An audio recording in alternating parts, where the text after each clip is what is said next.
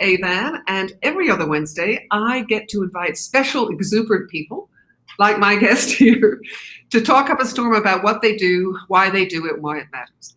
So today I'm thrilled to have, hello, Carolyn Stokes, I'm thrilled to have thought leader in emotional intelligence. Carolyn is CEO of The Forward, which we're going to talk about, which is a firm designed for innovation leaders. She's the author of Elephants Before Unicorns. She received the leading global coach award from Marshall Goldsmith, contributor to the Harvard Business Review, a TEDx speaker, and so much more. Wow. And her firm specializes in human intelligence, human solutions, human experience. And I am so inspired by all that you're doing, Carolyn. So welcome to Walk Outside the Line. We're gonna explore with you how you walk outside the line, and of course you're gonna dare our listeners right later about how they can also walk outside the line, maybe from an emotional intelligence point of view. So what I so admire, Caroline, is that your focus is on understanding how to make people feel, right? Which is about being more human and all that we're doing. And your firm works with people on how to reinvent their future and be exactly who they say they are. So tell us a little bit, first, before we start about The Forward, tell us a little bit about how is this that you are so fascinated by what makes people tick? Is it this part of your own DNA? I think so. But first of all, Van, thank you very much for the beautiful introduction. It's very much appreciated. I'm absolutely delighted to be here with you. Thank you. Thank you. So it is part of my DNA. I've always been absolutely fascinated with how brains tick, how people communicate, what motivates people, and how they're able to be successful. And I just can't help it. I get involved in all sorts of people, and I'll want to throw something out there that might be a little bit provocative, might upset things, might be a little bit too direct. And once people know that, and I love that myself, when people can be like that with me, it's a gift. Because once you understand what other people see and what might be getting in people's way, they're able to then find solutions for it. And that's the magical thing about people opening up and being able to, and I'm never that keen on this particular phrase, but when people show their vulnerability. And the reason why I don't like the word vulnerability is that it's too open, it's too raw. How do you emerge from that? People don't want to be vulnerable. And what it is that once you understand something, once you understand yourself, once you understand the organization, once you understand how you interact with yourself and other people and the world, you're then able to really adapt and change and grow, which is the most important thing for all of us. Exactly. Well, tell us, we were talking last time, Caroline, and you were saying more than ever today, right now, with what's going on in these crazy times, that to have a mindset based around the whole emotional intelligence space is so critical. So give us some ideas, first of all, maybe individually, how each one of us can actually benefit. And I know, well, can you help us out a little bit there? Yes, absolutely. Would love to. So as we know, emotional intelligence has been growing in popularity ever since Daniel Goleman first wrote about it in the early 90s. And he is by far one of the most esteemed leaders in helping people understand how important emotional intelligence is. And it's all about the brain. And we usually grow up not connecting with the brain. It's very different now at schools and colleges and what have you. But we, especially our age, even people, in their 30s plus, are unaware of just how their impulses and their self-regard, their self-esteem, their decision-making, etc., actually impacts their ability to be successful in the moment. And it might be with a bank manager, it might be with your child, it might be, with your boss or your colleagues or your clients or your service providers. And once you understand how you are, you're then able to evolve. And you're looking at it being it's a social and emotional operating system that we have in our minds, in our brains. And sometimes it can be influenced by hormones. Sometimes it can be influenced by the weather. Sometimes it can be influenced by, the fact that you have a presentation that you have to make to a client and you're absolutely petrified, or your child. is unwell or doing extremely well. And once you understand your own algorithms in your brain and how that works, then you're able to make very careful decisions on how you can optimize that to the best of your ability. And that doesn't mean being fake, false, untrue to yourself. You're just working out how to adapt in that particular area, and it can go across decision making and all of the other aspects of the emotional intelligence sphere. What is important, or what I do, is, as well as doing emotional intelligence assessments with people that we've just placed, because we do executive search, and then we place people, we then do a 100-day program, and we use a lot of emotional intelligence on that, as well as their ability to grow and adapt. And then there's a 360 at the end of it. There's something else that we do that goes beyond that. And it's very, I like to say it's unique, because it's a workplace emotional intelligence assessment. It's a diagnostic. It's free. It's on my website. There's also a think book specifically to help people with a very live case study. I wasn't able to actually share which company it was or is, because due to confidentiality purposes. And the unique thing about this workplace emotional intelligence diagnostic and assessment is that you're able to see how your organization is functioning from an emotional intelligence perspective with your people, whether or not those people are feeling psychologically safe, whether or not there's enough practices within the organization that enables them to hire for diversity or consider what kind of psychological safety there is within the organization.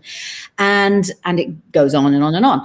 And once you can identify very quickly in that assessment, and it's free, guys, once you're able to see what the reality is, and maybe you get some other colleagues to do the same, to see, where the themes are, then you can make some changes. And it's very fast, very scrappy, specifically so you're able to see where are the elephants in the room in your organization that is harming your employer brand, your product brand, your people brand from an internal and an external perspective. Internal is about leadership, how they're able to perform, how they're able to optimize their abilities. With COVID, we know there's a good 80% of people just in the United States, according to various research papers that are out there, that say that those 80% are burned out. They're burned out because of everything. So how is an organization adapting to that? And guess what? Those organizations are burned out as well. So when you bring everything together, you're able to identify what steps you need to make. So, and you have to include everybody. When you include everybody, they're all on that mission together. They're wanting to make it a better place. They want to ensure that they're able to attract the right kind of talent, the unicorns, as I call it, them, and that they're able to evolve from that particular perspective. So you've got the individual, and then you've got the organizational, and it's an important aspect, because if you don't have an organization that really speaks to the people internally, and obviously externally, from a product perspective, from an organizational perspective, from an experiential perspective, you're not going to do very well right now. People are going to be very picky, despite the current economic and employment landscape. And people are being picky, or organizations and hiring managers are being picky, because they need the best. They need the resilient people. So there's an awful lot that goes into creating a harmonious, it's never harmonious, organization. That is, no, there's never, you've always got that conflict, but you're looking at trying to create that emotionally intelligent, psychologically safe environment, so you're able to have very straightforward conversations that will optimize the organization's success and the people within it. It's a challenging time. My question for you, Caroline, is, are many leaders now, are many leaders right now in these surreal times, are they aware of how necessary? I mean, obviously the smart leaders do, because they're right on top of it. But most organizations with so many people working from home, are they aware that their people need more help, or need a leg up, so to speak? I mean, are they paying attention? I mean, are you getting the word out somehow that emotional intelligence has to part of our world now going forward? It's a very mixed bag.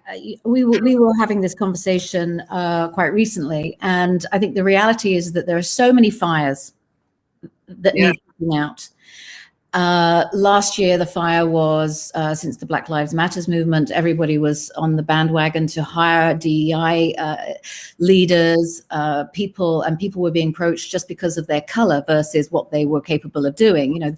So it's a very strange environment right now. So there are some phenomenal organizations doing that are really approaching this in a wonderful way.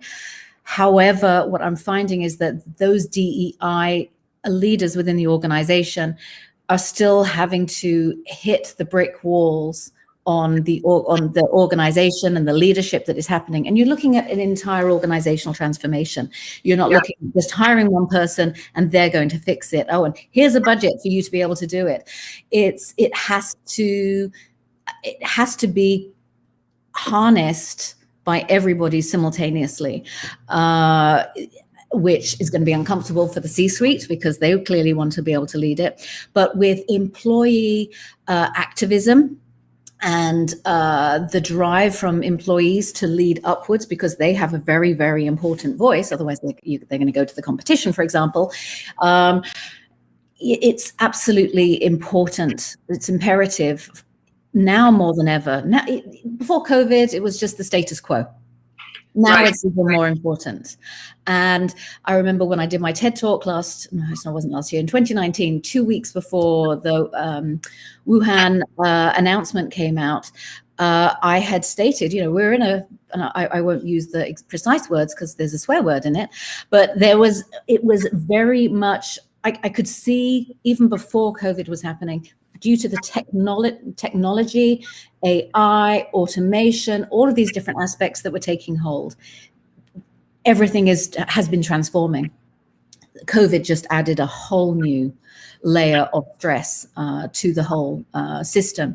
So it's absolutely imperative for leaders, if they really want to make a difference with their people, if they want to make a difference with their product, if they want to create a legacy organization and feel good about it, they need to think about the entire emotional intelligence of the organization that impacts those particular aspects. I hear you. Caroline, you were saying earlier that I was asking what triggered you, right, to go in this direction. You were working with major tech giants, innovation giants in the UK with Nokia, Sony, Virgin, right? And something. Sorry? Great companies, great products. Yes, fabulous. But then you realized that there was something missing. And share that with us. Was that something that sort of made you do a whole turnaround and say, I'm going to change direction here? What was the trigger there? Thank you. And I really appreciate answering this, because when you know what triggered a certain direction, you feel really grounded in and validated in what you do. So I appreciate this question very much. Well, I kind of cheated. So what happened, and I made a mistake, I have to say. So when I was at college, I was doing business and finance, and I loved marketing and I loved HR. Just loved it. I went for the sexy one, which was marketing, because there was budget, it was creative, it fit my ADD, let's create something new, ENFP kind of drive, and it was absolutely fantastic. And I have to say, it was the best decision I ever did. If I was to do a redo, I think I'd want to go down the organizational psychologist route and get a PhD in that particular area, because so I've kind of taken not the wrong way, a bit like James, is it Alchester? It's all about skipping the line. It's like I skipped the line, but it was a long line. So I was working at Virgin, and I wrote about this in my book, and I hope I don't offend anybody, but back then in the early 90s, there was no leadership development. Right. There was no leadership development. I was brought in specifically to do PR for Virgin, and I really enjoyed it. It was the best training ground of my life. I remember walking past Richard Branson, whilst he had his feet up on the table and probably doing some kind of deal with his airlines. And it was just before he sold his music company, so he could buy an airplane probably. And those are the days. And I just remember the challenges that I was facing, and it's because I'm very empathic. I could see the different kind of fiefdoms or challenges or the political tangles and things like that, that when you're young, it's really hard to deal with. And I just remember thinking, why isn't anybody coming here? Because I was very young. Why isn't anybody coming in here to fix it, to make it a better environment, to try and orchestrate communications that make sense? And it was just a very old way of doing it. We're talking about the 90s, early 90s. Right. And that was when I first thought, I don't understand this. My solution at that time was, I need to move to a different company. It'll be better. No. Right. So I moved to Sony. Pardon? You went to Sony, yes. No, I'm just gasping. Yeah. I went to Sony, and it was a similar kind of thing. But it wasn't. I mean, I just remember we had this big passion, this big burning passion to launch PlayStation. It was the first one. We had such drive. We were in startup mode, and it was fantastic. But as we matured, as we brought on more people, again, at that time, 1995, 1996, PlayStation launch, it was really hard to see how, and I remember sitting in the room, there was marketing people all around me, designers. I would walk into the studio and see the artists, the producers, the project managers, the programmers, and there was just a disconnect. And I couldn't work out why there was a disconnect. We have fantastic leadership. Chris Deering was the president of Sony Computer Entertainment, the launch PlayStation, and he was absolutely fantastic leaders. But we didn't have the cohesive leadership model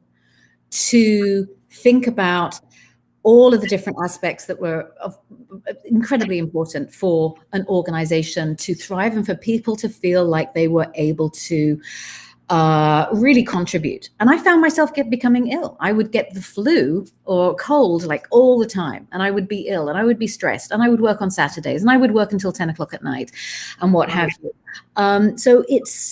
And I was there for 5 years, and I absolutely loved it, and I wouldn't change it for the world. But that was a big turning point. And then fast forward many years later, I happened to be in Sydney. And I just remember Sydney, Australia.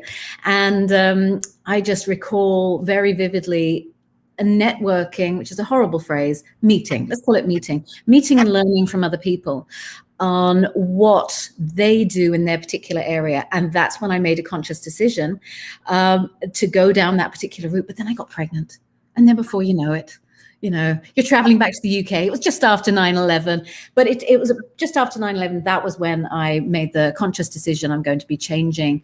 I need to leave marketing. I need to leave PR. But those communication principles are absolutely fundamental in the HR environment, and they all need to be integrated. So that's my movement. That's my drive. That's my passion. And I hope to see more organizations that are able to do that. It would be very exciting and inspiring if that was the case. Are there a few organizations, I mean, is Richard Branson, I mean, I can't imagine anybody who would be more emotionally intelligent than him, because he's such a huge, exuberant kind of personality. Would you say he understands how to motivate his people and how to make people feel excited about who they are and what they're doing? I wish I knew him very well to be able to answer that question, and I don't. So I think what I will do is say that when you've got a figurehead like him at the helm that is so entrepreneurial and so inspiring and takes risks, you can imagine you could probably have a conversation with him about it. So there's something very important. And again, this is branding, the very important aspect of branding. It's a very important aspect of leadership, whereby you have to show yourself, right, as a CEO, as a president, as a managing director, as a general manager. You have to show those particular aspects, or otherwise people, and be open to communication, so you are able to get some of the best ideas. You can have the loyalty. People are making the right decisions on your behalf, or on the brand's behalf, and they're doing the right thing. And that's without knowing him. You kind of get that instinct. And I'm sure, a bit like Ellen, for example, when she was beaten up in the media and she made the public apology when she came back after COVID, she had apparently had a toxic environment. Most organizations are toxic, and it's very hard for those leaders to see it because they don't want to hear it, or they're not approachable enough to be able to hear it, or they'll want to apply a solution to something else.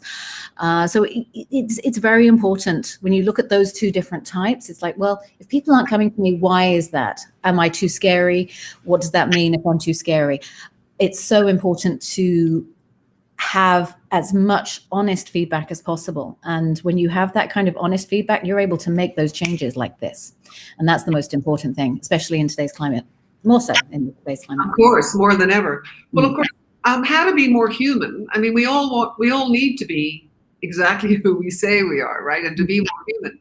But I find that with some of my clients working on the branding space, that they feel like they have to sound so professional, or sound like they know what they're doing.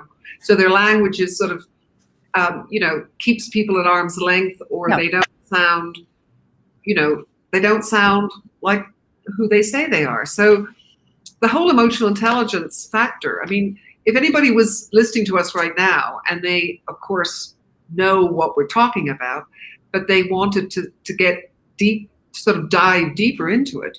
I mean, there's so many ways to start, right? I mean, there's so much research you can do, or books you can read, or read your book, right? Elephants Before Unicorns. But it's sort of interesting, isn't it, how here we are in 2021, and there's so many of us who are, I think it's being fearful of actually showing up. And what is that all about? I mean, I keep wondering, why aren't schools, for example, high schools, teaching young kids, at 12, 13, 14, 15, and maybe they are, but I don't know about them, how to EQ classes. How about having some emotional intelligence classes, Parents don't know always how to, I mean, most parents do wonderful jobs, but there are many parents who don't understand because of other issues, right? How on earth can you, or can we, or how on earth can we all help towards making a difference and helping each other, so we can just show up and not be so fearful? I mean, this fear thing it's just, I find it very, very scary. Well, we all have these, and clearly we don't have major mental health issues, but we all have voices in our heads telling us what to do. Right. And we can't do that because, maybe our family said, you can't do that. You have to do it in this particular way. And if that is your continued belief, that's not going to get you very far. So you really do have to rewire your brain, and that takes time. One of the Marjorie Boosey, one of my favorite coaches, when I first became a certified executive coach a very long time ago, now it feels, she would throw in the classroom, when we all went to the classroom, she would throw these little squeaky ducks at everyone and say, get the ducks to shut the fuck up, because we all have these ducks shouting at us along the lines of, or quietly talking to us saying, no, you can't do that. Why do you think you can do that? What is it that's going on? What will your customers think? What do you think you do? What does that mean? And when you have all of that, the conflict in your mind, how the heck are you going to innovate? So you've really got to work out, okay, what are my core beliefs? What are my values? Where is it that I'm going in the world? What is it that I'm able to do? How do people see me? And guess what? Everybody will see you absolutely fantastically, but they will also hopefully give you feedback saying, I'd really like to see more of this from you, rather than being critical. Like, oh, you're so noisy, you're so chatty. It's like, I'd really like to see you listen more, or whatever it might be. Yes. And then when you get that feedback, usually by a coach or by a very close friend that you love very much, or by professionals that you respect very deeply, you're able to evolve. Dory Clark, I think you had her on your podcast. She said in her book, I think Reinventing You, you need a board of directors. Yes. And when you have the board of directors, I mean, they don't need to know that they're on your board of directors. You're just thinking, what people do you have in your life that's able to give you honest feedback? And clearly it needs to be a two-way street. It can't be all take. But it's one of those things that once you have an understanding about yourself, once you understand how people see you, how people might want to help you, and all of those different things, you're able to evolve rapidly. So I highly recommend people do that deep dive. But we're all in survival mode. So if people are in survival mode, why are they going to focus on that first? It's like, actually, just like the airplane metaphor or example, you have to put the mask on you first before you help somebody out. And it's exactly the same thing. You're able to create that kind of harmony. I'll use that phrase, harmony in your mind, if you know what it's all about. And some people call it self-care. I call it understanding yourself and knowing where you want to go, and then you're able to then apply that to the organization or your teams or whatever, and it's a very rich environment when you can do that. I hear you. I like the fact, in terms of how to move forward, to be really clear, know your values, know what you stand for. And I've never asked you, you called your company The Forward. Yeah. .co, right? .co. And was that a big, before I ask you to dare our listeners, tell me about the story about how you came up with that name. Was it an obvious name because all you want to do is help people and organizations move forward? Was it that obvious? Pretty much. It really was that obvious. I mean, forward is just such it's dynamic. It's such a simple word, but it's such a dynamic concept, which is we're all stuck in some way. Mm-hmm. And we don't know often where we're stuck. We may feel agitated, whatever it is, just dissatisfied with a colleague or the way the product is going. So I wanted to create something that was truly integrated, from hiring through to workplace emotional intelligence and the evolution. So everything is involved. A lot of people call it culture development, but it's really about integrating everything, which is just important. But forward was really important to me, and it just came out of the blue when I was communicating with a girlfriend and saying, I need to come up with a company name. What do you think? What do you think? And then boom, Forward came along. And then the idea of the Forward company, it's like, it just felt right. It's all about driving things forward. And I have to say, I do a bit of eye rolling if people just, want to play it safe, because it's like, no, let's go. Let's transform things. Let's make things great. Let's do something scary. You talked about people being fearful about wanting to express themselves in an authentic way, let's say in their marketing, and to really find their voice. It's all part of the same program. Once you know yourself, you're able to, work on it, create a website, throw it up there, and then you go, actually, I've evolved a little since then, and you go again. And without fear of, I messed up. It's like, no, you didn't. You're an evolving human being, and it's a beautiful thing.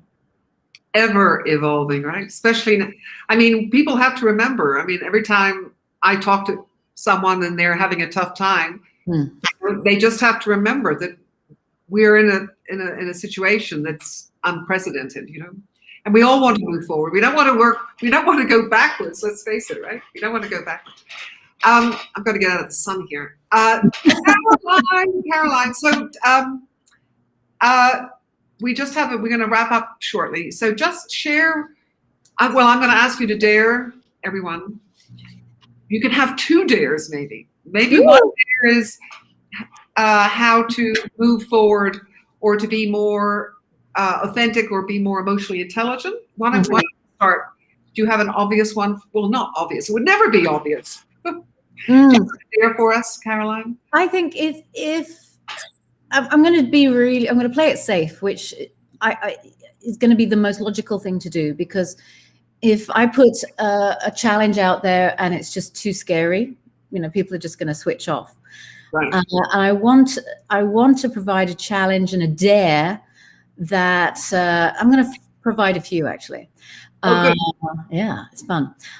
Which is, number 1, ask yourself, when was the last time you truly listened to someone? Mm-hmm. And when you ask yourself that question, you might say, oh yeah, I listened, just like, well, try using active listening, like try and do it for as long as you can. Now, we all know that we're in a very we have busy lives, and if you go into your local store, I'm not suggesting you have a 30-minute session with the cashier, but what I'm suggesting is, if you're having a glass of wine or a beer with a friend on Zoom, or your partner on the couch or whatever, rather than just switching the TV on or going about your business, ask them, what is it that you did that was exciting today? See what they say. And instead of going in and judging it or pushing it off or just concluding that, saying, I asked the question, ask more questions. Yes. Ask more questions. So, and learn to paraphrase. And you can paraphrase with great confidence if you can say, did I just tell me if I heard this correctly? You really enjoyed your job. You're really enjoying your work right now with this particular person because you're energized by it. That feedback, even if there's like 50% of it wrong, the fact that they will have the opportunity to just add context to it, you're then being vulnerable by not trying to be the expert and not saying, okay, thanks for that. At least I asked. You're really trying to understand the person and what motivates them or what interests them. And something wonderful happens when you're asking questions and you're wanting to seek clarification, and then they give you the feedback back, which is that then you're able to go, oh, you can then ask a question about that further and just keep that dance going. So that would be my first. I like that. That's great. And it's a lot of fun because you don't have to tell the person that you're doing it. And often when people try this out, the person that you're kind of interviewing or having a conversation with and active listening with, they have no idea. And they will actually say to you, I really enjoyed that conversation. And they don't know why. It's because they're sharing and they're communicating. And yeah, there's a connection, because rich conversations are just wonderful. And we just don't take advantage of that enough. So that's dare number 1. Dare number 2, I would encourage people go to, and what I should do is send you the link to the workplace emotional intelligence diagnostic. I want to dare your corporate leaders, your corporate connections to take that diagnostic. It's free. And then identify what you need to change. Nobody needs to tell me anything. Wonderful. This is for them to be able to understand what they're able to change, and then their adventure begins. If they want to, or they can be in denial.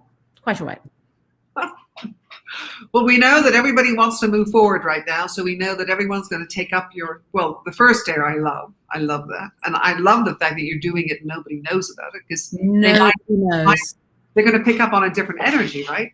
But I think the second one is wonderful, because it's a free diagnostic, and you go to theforward.co, right? .co? Yep, theforward.co. And if you go under Forward U, which is basically a training program specifically for middle managers, on the workplace emotional intelligence, so they're able to evolve their company. There is a diagnostic in there, but I will make sure I put it in the comment section. Okay, great. Well, listen, I hope. Here's Ali. Ali Davis, thank you. Ali! That means that we're live on LinkedIn. I was telling Caroline earlier that I was testing this live thing and it wasn't coming up on LinkedIn. So Ali, thank you so much for letting us know that we must be live. Thank you, Ali. How embarrassing, because I wrote underneath my thing, oh, we're having issues, maybe we'll have to post this later. So we're live, girl, we're live. Well, thank you so much, Caroline. I'm so thrilled. I'm so excited. And next time we'll have to go deeper. But I think we've explored a lot, so I really appreciate it. So lovely to chat. And anywhere else that people can find you, follow you on Twitter, for example? Yep, at Caroline Stokes on Twitter. I'm always posting there. But really, I'll just post the information on this thread. Excellent. Fabulous. Thanks, Caroline. Lovely speaking with you. Lovely to see you. Ciao, ciao.